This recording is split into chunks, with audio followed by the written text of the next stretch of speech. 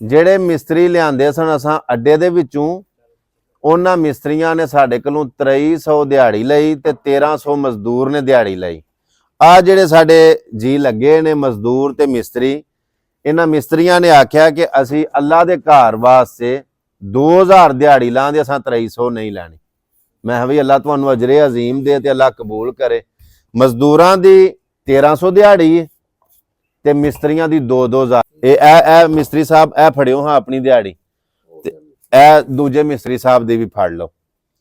ਤੇ ਇਹ ਜੀ 13 ਦੂਣਾ 26 ਤੇ 13 ਤੇ 39 4000 ਰੁਪਇਆ ਜੀ ਇਹ ਤਿੰਨਾਂ ਮਜ਼ਦੂਰਾਂ ਦਾ ਜੀ। ਇਹ ਲਓ ਫੜੋ, ਇਹ ਲਓ ਫੜ ਲਓ। ਠੀਕ ਹੈ ਜੀ, ਤੁਹਾਡੀ ਅੱਜ ਦੀ ਦਿਹਾੜੀ ਵੀ ਕਲੀਅਰ ਹੋ ਗਈ। ਅੱਲਾਹ ਪਾਕ ਦੀ ਜ਼ਾਤ ਤੁਹਾਨੂੰ ਅਜਰ ਦੇ। ਵੇਖੋ ਜਿਨੇ ਵੀ ਜਿਵੇਂ ਵੀ ਹਿੱਸਾ ਪਾਇਆ, ਉਹਨਾਂ ਨੇ ਆਖਿਆ ਅਸਾਂ 2300 ਦਿਹਾੜੀ ਨਹੀਂ ਲੈਣੀ, ਅੱਲਾ ਦੇ ਘਰ ਦਾ ਕੰਮ ਤੇ ਅਸੀਂ 2000 ਦਿਹਾੜੀ ਲਾਂਦੇ। ਮਤਲਬ ਇਹਨਾਂ 300 ਰੁਪਇਆ ਆਪਣੀ ਦਿਹਾੜੀ ਪਿੱਛੇ ਮਸਜਿਦ 'ਚ ਹਿੱਸਾ ਪਾ ਲਿਆ।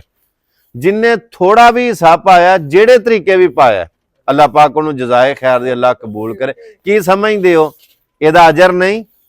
ਬਹੁਤ ਵੱਡਾ ਅਜਰ ਹੈ। ਅੱਲਾਹ ਪਾਕ ਦੀ ਜ਼ਾਤ ਕਬੂਲ ਫਰਮਾਵੇ। ਜਿਹੜੇ ਸਾਥੀ ਪਾਕਿਸਤਾਨ ਜਾਂ ਪਾਕਿਸਤਾਨ ਤੋਂ ਬਾਹਰ ਵੇਖ ਰਹੇ ਹੋ, ਸੁਣ ਰਹੇ ਹੋ, ਤੁਹਾਨੂੰ ਸਾਰਿਆਂ ਨੂੰ ਇਹ ਮੇਰੀ ਅਪੀਲ ਹੈ ਕਿ ਅੱਲਾ ਦੇ ਘਰ ਦਾ ਕੰਮ ਹੈ, ਆਪਣਾ ਹਿੱਸਾ ਪਾਓ, ਅੱਲਾ ਜਜ਼ਾਏ ਖੈਰ ਅਤਾ ਫਰਮਾਏ। ਜਿਹੜਾ ਕੰਮ ਮੈਂ ਕਰਨਾ ਪਿਆ, ਇਹ ਕੋਈ ਮਜ਼ਾਕਬਾਜ਼ੀ, ਇਹ ਕੋਈ ਸ਼ੁਗਲ ਹੈ? ਜਿੱਥੇ ਕਰਕੇ ਮੈਂ ਲੱਗਾ, ਕਿੰਨੀਆਂ ਗੱਲਾਂ ਲੋਕਾਂ ਦੀਆਂ ਸੁਣਨੀਆਂ ਪੈਂਦੀਆਂ ਨੇ। ਮੈਨੂੰ ਪਤਾ ਹੈ ਲੋਕਾਂ ਦੇ ਕਿੰਨੇ ਸਾਰੇ ਐਸੇ ਇਲਜ਼ਾਮ, ਐਸੀਆਂ ਬਾਤਾਂ ਮੈਨੂੰ ਬਰਦਾਸ਼ਤ ਕਰਨੀਆਂ ਪੈਂਦੀਆਂ ਨੇ ਕਿ ਕਲੇਜਾ ਪਾਟ ਜਾਂਦਾ।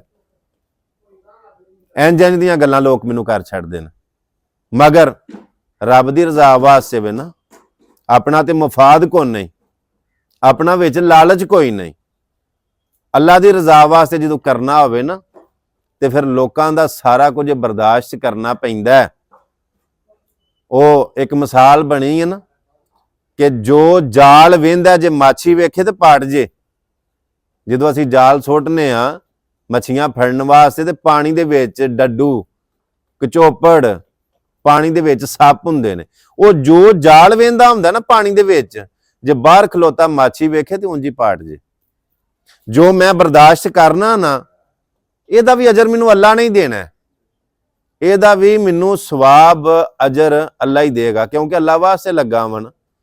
ਰਹੀ ਗੱਲ ਵਹਾਵੇ ਦੀ, ਜੇ ਮੈਂ ਇਹ ਵਹਾਵਾਂ ਨਾ, ਸਾਥੀ ਤਾਵਨ ਕਿਵੇਂ ਕਰਨ?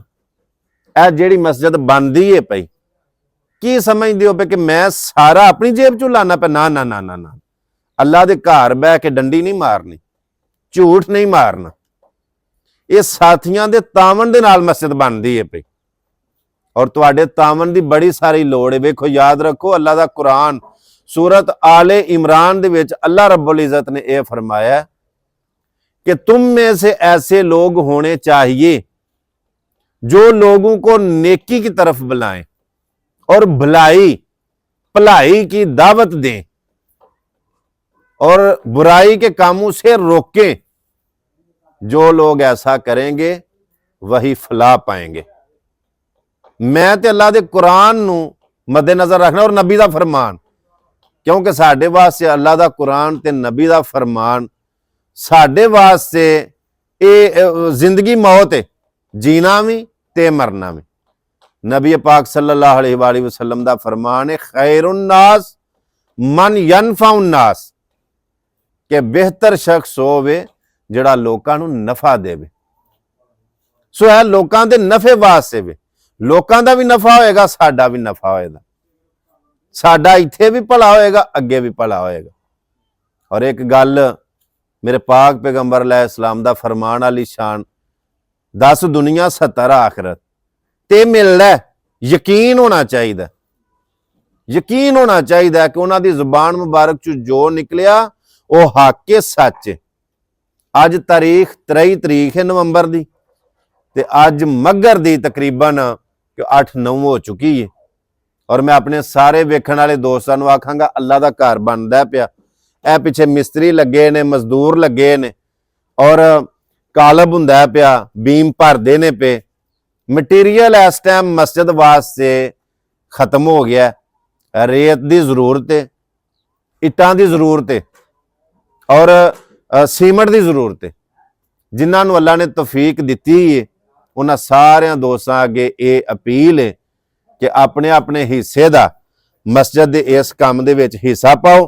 ਅੱਲਾਹ ਪਾਕ ਦੀ ਜ਼ਾਤ ਤੁਹਾਨੂੰ ਜਜ਼ਾਏ ਖੈਰ ਦੇ। ਵੇਂਦੇ ਹੋ ਵੀ ਮਾਸ਼ਾਅੱਲਾ ਕਿੰਨਾ ਕੰਮ ਹੋ ਗਿਆ। ਇਹ ਸਾਰਾ ਕੰਮ ਜਿਹੜਾ ਹੋ ਗਿਆ ਵੇਂਦੇ ਹੋ ਨਾ ਪਏ ਕਿੰਨੀਆਂ ਕਿੰਨੀਆਂ, ਮੇਰਾ ਮਤਲਬ ਹੈ ਕੰਧਾਂ ਉਤਾਂ ਟੁਰ ਗਈਆਂ ਨੇ, ਤੁਹਾਡੇ ਤਾਵਨ ਦੇ ਨਾਲ ਹੀ ਹੋਇਆ ਔਰ ਤੁਹਾਡੇ ਤਾਵਨ ਦੀ ਬੜੀ ਸਾਰੀ ਜ਼ਰੂਰਤ ਹੈ। ਸਕਰੀਨ ਦੇ ਉੱਤੇ ਤੁਹਾਨੂੰ ਮੇਰਾ ਨੰਬਰ ਨਜ਼ਰ ਆਉਂਦਾ ਪਿਆ, ਇਸੇ ਨੰਬਰ ਦੇ ਉੱਤੇ ਰਾਬਤਾ ਕਰਕੇ ਤੁਸੀਂ ਇੱਥੇ ਤਸ਼ਰੀਫ ਲੈ ਕੇ ਆਓ।